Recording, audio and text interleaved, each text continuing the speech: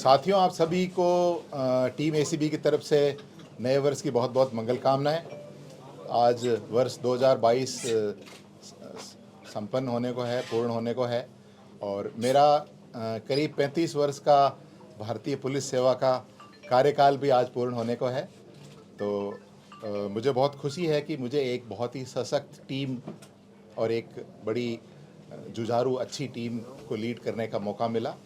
और अगर हम वर्ष 2022 को देखें एसीबी की दृष्टि से, तो 2021 में हमने रिकॉर्ड कायम किया था रजिस्ट्रेशन का और डिस्पोजल का। हमने पहली बार 430 सेक्शन 7 पीसी एक्ट के मुकदमे दर्ज किए थे ट्रैप के, वो रिकॉर्ड था तब तक का। और पहली बार रजिस्ट्रेशन से करीब 150 केसेज का ज़्यादा डिस्पोजल पिछली बार हमने हासिल किया था।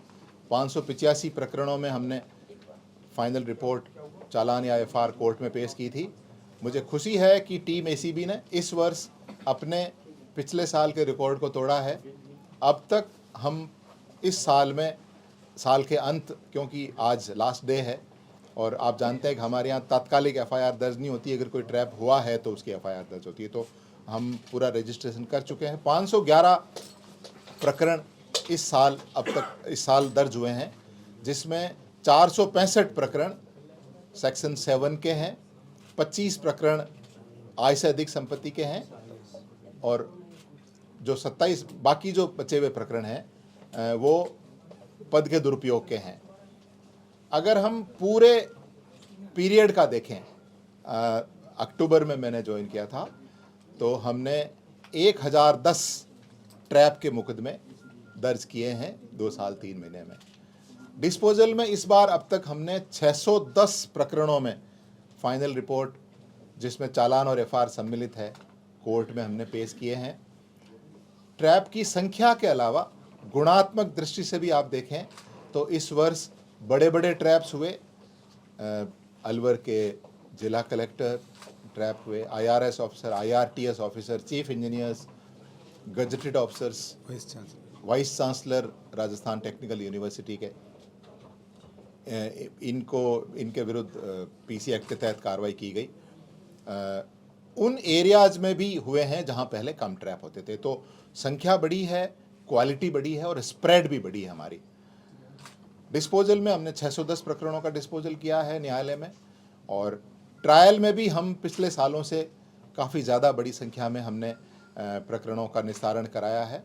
हमारी जो कन्विक्शन परसेंटेज है वो भी 52% के करीब है और कुल मिला के एक अच्छा उपलब्धि भरा, एक अच्छा इवेंटफुल वर्ष रहा। मुख्य रूप से जो फैक्टर्स रेस्पॉन्सिबल हैं हमारी अच्छी परफॉर्मेंस के, उसका सबसे पहला तो यह है कि हमारा विनम्र रूप से लोगों में जागरूकता का अभियान हमने सबसे पहले जिला स्तर पर शुरू किया, विभिन्न संगठनों के साथ। उनको हमने, क्योंकि हम ये पूर्णतः विश्वास करते हैं कि जनता के जुड़ाव के बगैर कोई भी ऑर्गेनाइजेशन सफल नहीं हो सकती, तो हमने खूब सारे अभियान स्वरूप कार्यक्रम किए। हमारे अधिकारी गए, कुछ में मैं गया, कुछ में हमारे एडीजी साहिबान, एसपी साहिबान, डीआईजी साहिबान, एडिशनल एसपी साहिबान गए, लोगों को तरीका बताया कि आप किस तरह से हमसे संपर्क कर सकते हैं। हमारी हेल्पलाइन को हमने दुरुस्त किया, उसको सुदृढ़ किया। 1064 हमारी यूनिवर्सल हेल्पलाइन है जो 24 घंटे काम करती है। जनता के सुझाव पर एक व्हाट्सएप हेल्पलाइन शुरू की हमने, 9413502834। उस पर लोगों ने खूब WhatsApp messages, text message, audio message, video message भेजे और उन पर खूब कार्रवाई इस साल हुई। इस साल 100 से अधिक कार्रवाई जो हमारी इन दोनों हेल्पलाइन से हुई है। कार्रवाई के अलावा खूब सारी सूचनाएं ऐसी मिली जिनसे कि हमें उस ऑर्गेनाइजेशन में हो रहे भ्रष्टाचार के तरीके के बारे में जानकारी मिली। इसके अलावा रिवॉल्विंग फंड सरकार ने स्वीकृत किया। पहली किस्त 50 लाख की स्वीकृत की, वो हम सारी हमारे परिवादियों में वितरित कर चुके हैं। दूसरी किस्त 50 लाख की भी आ गई है और परिवादियों से एप्लीकेशंस ले ली हमने। हमारी एक कमेटी है वो उसको देख रही है। परिवादियों के काम कराना, वाजिब काम को कराना, इसके लिए हमने उच्चतम स्तर पर मुख्य सचिव महोदय से लगा करके प्रिंसिपल सेक्रेटरी, जिला कलेक्टर, संबंधित विभाग के विभागाध्यक्ष, उनसे मैंने, हमारे टीम के अधिकारियों ने व्यक्ति से बात करी, जाके मिले, और हमारा ये ध्येय कि ट्रैप के साथ भी, ट्रैप के बाद भी हमने इसको काफ़ी हद तक अचीव करने का प्रयास किया। एसीबी आपके द्वार हमारी ये थिंकिंग है कि जो परिवादी, क्योंकि उनको पता नहीं है कि एसीबी का दफ्तर कहाँ पर है, कहाँ रिपोर्ट करना है, और हम ये चाहते हैं कि उसमें सीक्रेसी भी रहे। हमारे पास अगर कोई 1064 पे या व्हाट्सएप हेल्पलाइन पे भरतपुर के लिए कॉल आता है, तो नॉर्मली हम भरतपुर की टीम को नहीं भेज के दूसरी टीम को भेजते हैं। ऐसा नहीं है कि हमें भरतपुर की टीम पे विश्वास नहीं है, लेकिन हम इसलिए भेजते हैं कि हम आम आदमी जो हमको विश्वास करके हमारे पास आ रहा है, उसकी विश्वास पे खरा उतर सकें, कहीं भी कोई लीकेज ना हो। तो एसीबी आपके द्वार हमारी काफ़ी सफल रही।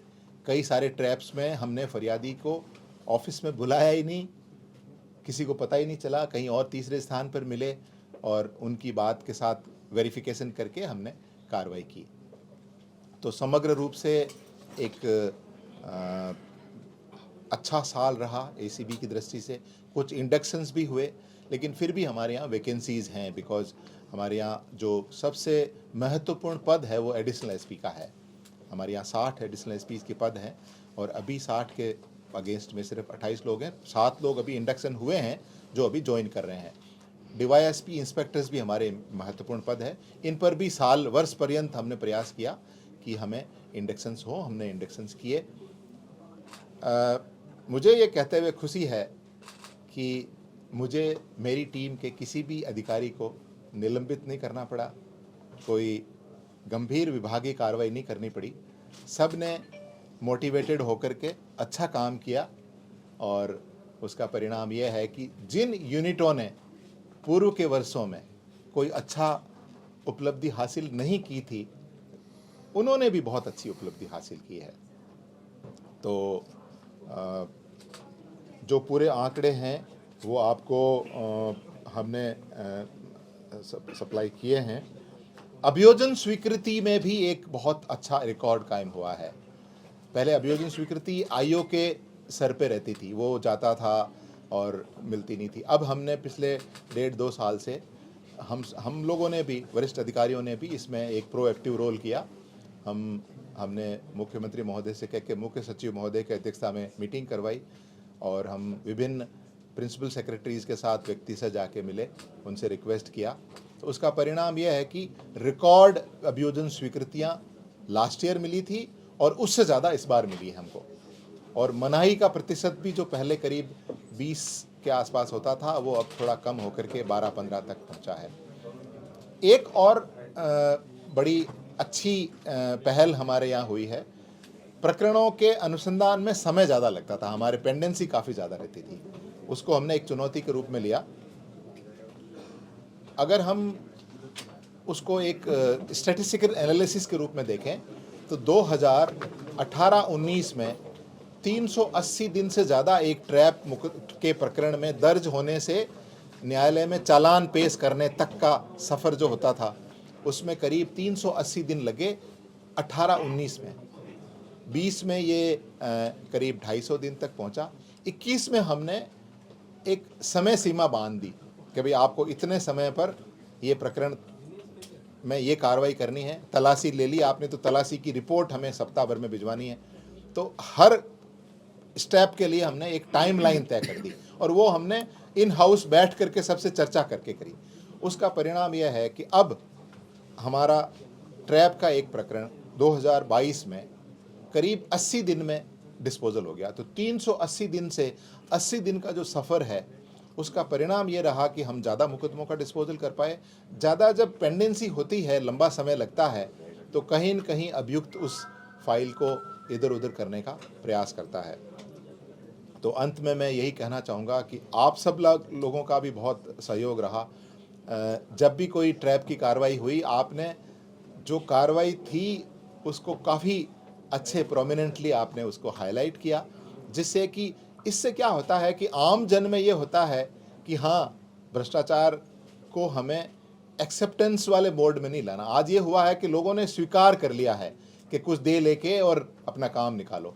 तो जब कहीं एक आशा की किरण दिखती है कि वो आदमी पकड़ा गया जो भ्रष्टाचार करने वाला था, तो और लोगों का भी हौसला बढ़ता है और वो भ्रष्टाचार के खिलाफ आवाज़ उठाते हैं। तो मैं आज इस अवसर पर उन समस्त आम जन का, जिन्होंने परिवादी बन करके हमारे पे विश्वास करके और हमारे पास आए और सत्यापन के बाद भ्रष्ट लोक सेवकों को पकड़ाया, उन सब का आभार प्रदर्शित करना चाहता हूं कि आपने विश्वास किया, हम आपके विश्वास पे खरा उतरे और मैं वादा करता हूं कि हमारी टीम आगे भी इस तरह से विश्वास पे खरा उतरेगी। हम उन सभी निष्पक्ष गवाहों को, हर प्रकरण में हमको 2 गवाह लेके जाने पड़ते हैं सरकारी, उन सब गवाहों के भी आज हम सबके आभारी हैं कि उन्होंने हमारे साथ मिलकर उस टीम में हमारा साथ निभाया। हमारी प्रोसिक्यूशन के सभी टीमें जो हमारे हेडक्वार्टर्स पे हैं और कोर्ट्स में जाकर के पुरजोर तरीके से लड़ते हैं, उन सब के भी हम आभारी हैं। हमारी पूरी टीम यहाँ की, जिसमें एसीबी के ऑफिसर्स हैं, आरएस ऑफिसर्स हैं, फाइनेंशियल एडवाइज़र हैं, हमारे पब्लिक रिलेशंस ऑफिसर हैं, एडमिनिस्ट्रेशन के ऑफिसर्स हैं, सब ने कंधे से कंधा मिला के काम किया। मैं आज उन सब को बधाई देता हूँ और आम जन से मैं ये अपील करता हूँ कि आपकी मेहनत की कमाई जो आप मुश्किल से कमाते हैं, पूरे मेहनत करके, जी तोड़ पसीना बहा करके, उस मेहनत की कमाई को भ्रष्ट लोक सेवकों में आप मत लुटाएं। एक है विभाग एंटी करप्शन ब्यूरो राजस्थान, जिसके सामने आप आ सकते हैं। आपको व्यक्ति से आने की कोई ज़रूरत नहीं है। आप 1064 पे कॉल करिए, हमारा अधिकारी अपने आप आपके पास आएगा, या आप व्हाट्सएप पे मैसेज भेजें 9413502834। आपको तत्काल उसका रिस्पांस मिलेगा। एक बार परखिए और हम मिलकर के भ्रष्टाचार के विरुद्ध कार्रवाई कर सकते हैं। सभी तरह के भ्रष्टाचार पकड़े गए हैं, हमने प्रयास किया है। डायरेक्ट पैसे लेने वाले, कुछ संगठित भ्रष्टाचार जिसमें देने वाले लेने वाले दोनों पकड़े गए, जिसमें हमने अपनी निगरानी रख करके कुछ टेक्निकल सर्वेलेंस, कुछ फिजिकल सर्वेलेंस, देने लेने वाले पकड़े गए। कुछ 2% कमीशन, 5% कमीशन मंथली इस तरह से लेने वाले पकड़े गए। तो एक अच्छी पहल, अच्छी शुरुआत आम जन में हुई है और अगर हम इसी तरह से सब मिलकर के और आम जन का हौसला बढ़ाएंगे तो निश्चित रूप से भ्रष्टाचार के ऊपर एक प्रभावी अंकुश हम स्थापित कर सकते हैं। सर, आपने ये कहा था भी रहे, आप सीबीआई में भी रहे, आप एसपी भी रहे और अब आप डीजी रहे। आपको क्या लगता है कि पुलिस तंत्र के अंदर कहाँ पे कुछ कमी खामी है जिसके चलते ये पूरा का पूरा जो घूस का खेल है वो लगातार सतत तौर पे चलता है? ये खाली पुलिस में नहीं चलता, क्योंकि पुलिस एक सरकार का दिखने वाला अंग है, visible arm of the force है, ऑफ द गवर्नमेंट है, इसलिए शायद ये हमको ज़्यादा नज़र आता है। अदरवाइज़ कई और विभाग, कई और ऐसे महकमे हैं जहाँ ज़्यादा भ्रष्टाचार है। पुलिस क्योंकि एक सबसे दिखने वाला महकमा है, मैं सोचता हूँ थोड़ा हमारा सुपरविजन और थोड़ा टोका टोकी और करने की ज़रूरत है। पहले कोई भी अगर गलत होता था तो वरिष्ठ अधिकारी टोकते थे, अरे तुम यहाँ क्यों खड़े हो, चौराहे पे क्यों खड़े हो, या तुम हाईवे पे क्यों खड़े हो, तो टोका टोकी होती थी, वो थोड़ा कम हो गई है। मैं सोचता हूँ वरिष्ठ अधिकारियों को थोड़ा और चौकन्ना रहने की और गलत कहीं दिखे तो और टोकने की ज़रूरत है, जिससे कि हम बात को पटरी पर ला सकें। तो क्या आप ही स्वीकार करेंगे, क्या कहना है आपका पॉलिटिकल अपॉइंटमेंट्स को लेकर जो उच्च अधिकारी रिटायरमेंट के बाद एक्सेप्ट करते थे? देखिए, मेरा ऐसा कोई मंतव्य नहीं है कि मैं ऐसी कोई चीज़ के लिए मांग करूं या स्वीकार करूं, और ये सब का अपना अपना आउटलुक है। मैंने कभी इस तरह के प्रकल्प में पढ़ा नहीं हूं, और आप देखेंगे आगे और कि कैसा हो। आपका कार्यकाल देखा जाए तो खूब सारी कार्यवाहियाँ हुई है, पूरे राजस्थान में एक मैसेज गया है, लेकिन पर क्यों एसीबी कार्रवाई नहीं कर रहे? देखिए, हमारा जो मैंडेट है वो पब्लिक सर्वेंट्स के खिलाफ है, लोक सेवकों को, जो सरकारी कर्मचारी उनके खिलाफ है। पेपर लीक एक विशिष्ट अपराध है जो प्राइवेट लोग ज़्यादा उसमें पकड़े गए। हमारा मैंडेट प्राइवेट लोगों के विरुद्ध नहीं है। मैं मानता हूँ आज हमारी जो सबसे बड़ी चुनौती है वो एक परीक्षा को सही तरीके से कराने की है और उसमें और हमें और ज़्यादा समन्वित प्रयास करने चाहिए। लेकिन एसीबी का मैंडेट एक सिर्फ प्रिवेंशन ऑफ करप्शन एक्ट, जिसमें लोक सेवकों के खिलाफ कार्रवाई, अगर कोई सरकारी कर्मचारी मिलकर करा रहा हो और उसका हमको कोई अगर ऐसा प्रमाण मिले तो हम कार्रवाई कर सकते हैं। सर, एक नहीं कर पाए जो आप करना चाहते हैं? देखिए, वैसे मेरे मन में कोई ऐसा मलाल नहीं रहा। मैं एक बहुत ही संतुष्ट और एक प्रसन्न मुद्रा में रिटायर हो रहा हूँ। I am very very happy and grateful to the almighty, to the team, to all of you. और बस यही है कि मैं सोचता हूँ कि आय से अधिक संपत्ति के प्रकरण और प्रोएक्टिव तरीके से हमें जो और कुछ करना था किया हमने, लेकिन हर बार कुछ न कुछ स्कोप होता है तो वो हम और ज़्यादा कर सकते थे। सर, जब आप कमिश्नर थे तब पुलिस की एक बार वो वकीलों से आपसी आमना सामना हो गया था, आपको पद छोड़ना पड़ा। क्या आपको लगता है कि सरकारों को दखलंदाजी नहीं करनी चाहिए जब कभी पुलिस या एसीबी या एसओजी कोई भी कार्यवाही करे? आप खुद एक तरह से, क्योंकि लंबा तजुर्बा रहा है सर आपके पास। देखिए, दखलंदाजी आप जितनी एक्सेप्ट करते हैं उतनी हो जाती है। अगर कोई व्यक्ति चाहे कितना ही बड़ा पावरफुल हो, अगर आपको कोई गलत काम के लिए कहे और आप अपने कुछ स्वार्थ के लिए अगर उसको स्वीकार करते हो तो वो आपकी कमजोरी है। मैं बहुत विनम्र तरीके से और बहुत ऑनेस्टली ये कहूँगा कि बहुत थोड़े ओकेजन्स ऐसे आए जबकि किसी पावरफुल ने किसी प्रकरण के लिए कहा। और कहना, देखिए लोकतांत्रिक व्यवस्था है, कोई भी कहे, लेकिन किसी के कहने से कोई गलत काम करे ये अधिकारी का अपना विवेक है। मुझे खुशी है, गर्व है कि मेरी टीम ने जो काम किया एज पर रूल किया और हमारी जो अकाउंटेबिलिटी है, हमारा जो जवाब है वो हमें कोर्ट को देना पड़ता है। हमारा हर कागज़ कोर्ट में जाता है।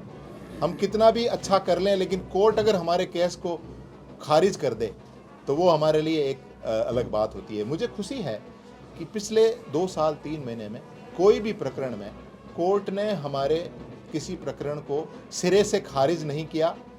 बहुत सारे अपराधियों को पूरे 60 दिन जेल में रहने के बाद ही जमानत मिली। सर, आपने कहा कि कोर्ट ने कभी भी एसीबी को उस तरह से कटघरे में खड़ा नहीं किया, पर कई मामले ऐसे रहे हैं जिसमें उच्च स्तरीय जो अधिकारी, भले ही वो माइनिंग वाला मामला हो, वो निकल आए बाहर और कन्विक्शन जो रेट होना चाहिए था एसीबी का, आपके हिसाब से क्या वो उसमें थोड़ी सी कमी रह गई, या आप मानेंगे कम से कम कि कन्विक्शन रेट बेटर होना चाहिए था एसीबी का? देखिए, इसमें कोई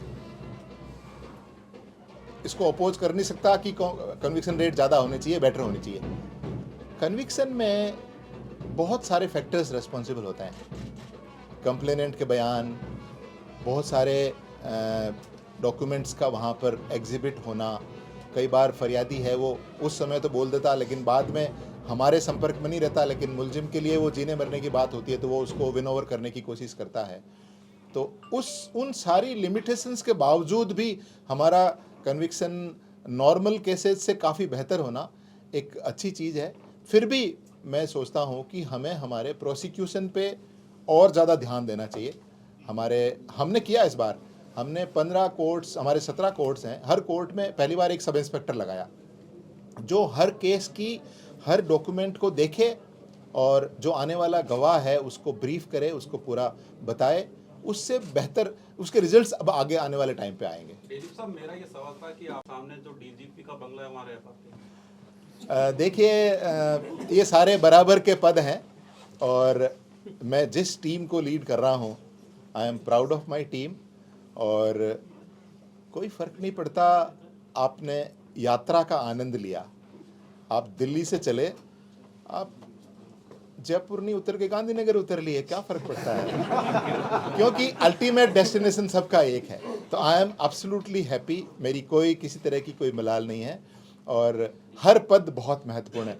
आपने देखा होगा एसडीआरएफ के बारे में कई लोग शायद जानते नहीं थे और फिर जब जानने लगे तो किस तरह से जानने लगे आपने देखा होगा। हमारी एसडीआरएफ आज हिंदुस्तान की सबसे सशक्त एसडीआरएफ है तो मुझे प्लीज़ सर उस समय एक मैसेज समाज में बहुत ज्यादा ऐसा नैरेटिव बनता है कि क्या फायदा एसीबी में शिकायत करने का, इस अधिकारी के खिलाफ कार्रवाई करूंगा, 10 दिन बंद रहेगा, इस पर फिर मलाजदार पोस्टर पहुंच जाएगा। तो क्या नहीं लगता सर, जो अकूत संपत्ति वो अर्जित करते हैं उनको जब्त किया जाए या उसको बुलडोजर चला जाए, ताकि आम आदमी के मन में वाकई विश्वास हो कि हाँ भ्रष्टाचार के खिलाफ लड़ेंगे तो भ्रष्ट अधिकारियों के खिलाफ कार्रवाई होगी, उनको पोस्ट नहीं मिलेगी और उनको सही जगह पहुंचाया जा सके।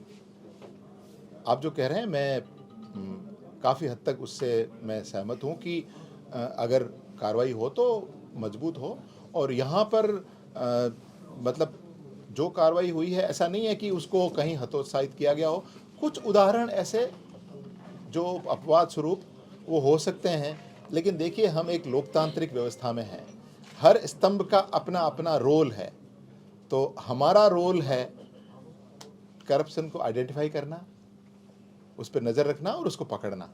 उसके आगे का रोल जिसका है हम उसकी जिम्मेदारी नहीं ले सकते। सर मेरा एक सवाल है उम्मेद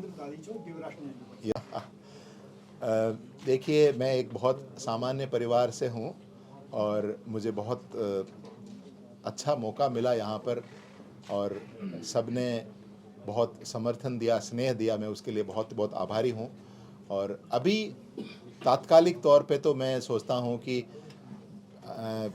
मेरे परिवार और मेरे मित्रगण जिनको मैं समय नहीं दे पाया था, बहुत तरलीनता से काम किया इसलिए उनको समय नहीं दे पाया, तो अभी तो मैं उनके साथ जाकर के कुछ दिन रिलैक्स करूँगा। हो सकता है कि आपको मोबाइल फ़ोन पर मेरा व्हाट्सएप मिले या ना मिले कुछ समय के लिए, तो but it has been a great journey, बहुत अच्छा लगा। और अभी कोई प्लान ऐसा नहीं है कि मैं कुछ कहूँ। सही पूछिए तो मैंने ज़िंदगी में कोई बड़े बड़े प्लान बनाए नहीं, जो सामने रास्ते में दिखता रहा उस पर चलता रहा, कहीं उबड़ कहीं खाबड़, बट अच्छा रहा सारा। सर कई डीजीपी आए हैं राजनीति में, इसलिए पूछ रहा हूँ। सर आपके नेतृत्व में एसीबी की टीम ने अच्छा प्रदर्शन किया, तो आप एसीबी के जो अफसर हैं, अधिकारी हैं, उन पर निगरानी रखने के लिए क्या करें? बिल्कुल, आपने देखा होगा कि उनको भी हमारी टीम नहीं पकड़ा था। और हमने जितने जन संवाद के कार्यक्रम किए हैं, करीब 1 दर्जन में मैं गया हूँ, बाकी में सब हमारे ऑफिसर जा रहे हैं, उसमें हम खुलकर बात कर रहे हैं कि एसीबी से कैसे संपर्क करना। उसमें एक महत्वपूर्ण बिंदु हमारा हर बार होता है कि यदि हमारा कोई व्यक्ति, हमारी टीम का कोई व्यक्ति अगर कोई गलत करता है तो आप विशेष रूप से हमको बताइए, वरिष्ठ अधिकारियों को बताइए और हम उसका प्रसंज्ञान लेंगे। इसके अलावा हमारी इंटरनल विजिलेंस को भी हमने काफ़ी इम्पॉर्टेंट किया है। देखिए जितनी हमारी एक्सेसिबिलिटी होगी लोगों में, आमजन में, प्रबुद्ध जनों में, मीडिया में, उतना ही, क्योंकि ट्रांसपेरेंसी तभी रहेगी अगर हम जितने छुप के रहेंगे तो गड़बड़ होने के चांसेस ज़्यादा है। तो हमने प्रयास किया है कि हमारी ओपन डोर पॉलिसी हो। प्रतिदिन कोई भी व्यक्ति हमारे दफ्तर में आया तो वो उस सक्षम अधिकारी से ज़रूर मिला, चाहे मुझसे मिलना था, एडीजी साहब से मिलना था, डीआईजी साहब से मिलना था या एसपी साहब से। सर आप कमिश्नर भी रहे हैं एसीबी की, डी सोनी जी के साथ कोई ऐसी घटना हुई हो जो बीएल सोनी जी कभी ज़िंदगी में नहीं भुला सकते? इतना स्नेह मिला, इतना समर्थन मिला, जबकि मैंने ऐसा कुछ दिया नहीं था किसी को, तो मैं अभिभूत हूँ उससे। और मैं जो करता हूँ उसके लिए सरकार मुझे तनख्वाह देती है, लेकिन उसके बदले में अगर आम जन ने इतना प्रेम दिया, इतना स्नेह दिया, जयपुर में, राजस्थान में, जहाँ जहाँ भी रहे, तो वो मेरी बहुत अमूल्य निधि है। और मैं प्रयास करूँगा, देखिए मेरा कोई बड़ा प्लान नहीं है, लेकिन मैं प्रयास करूँगा कि जो समाज से स्नेह और प्यार मिला है उसका कुछ अंश जरूर लौटाऊंगा। आप देखेंगे, आप भी यही हैं, मैं भी यही हूँ। सर मेरे पास गवर्नमेंट के साथ में सर एक बहुत अच्छा सहयोग बन रहा है। मैं 2-3 नाम आपके सामने लूंगा। आईपीएस गुप्तेश्वर पांडे बिहार, आईपीएस अरुण आसिफ उत्तर प्रदेश, विजय कुमार सिंह पंजाब, ऐसे और भी 8-10 नाम हैं। तो सहयोग ये बन रहा है सर कि पिछले दिनों से राजनीति में ऐसा ट्रेंड चल पड़ा है कि हर चुनाव में एक आईपीएस कम से कम चर्चित जरूर रहा है। मुझे लगता है सर आपकी इस ट्रेंड को आगे बढ़ाने की एक जिम्मेदारी सी नहीं बन गई है? ऐसा ट्रेंड चल गया है सर भारतीय राजनीति में। देखिए आज की स्थिति ये है कि अगर मेरे पास टू डू की लिस्ट है अगर 100 कामों की, तो उसमें राजनीति नहीं है। लेकिन कल का you never know, plan Harish चाहिए। मीणा जी पुराने राजनेता हो गए, तो ये जिम्मेदारी आप थैंक यू।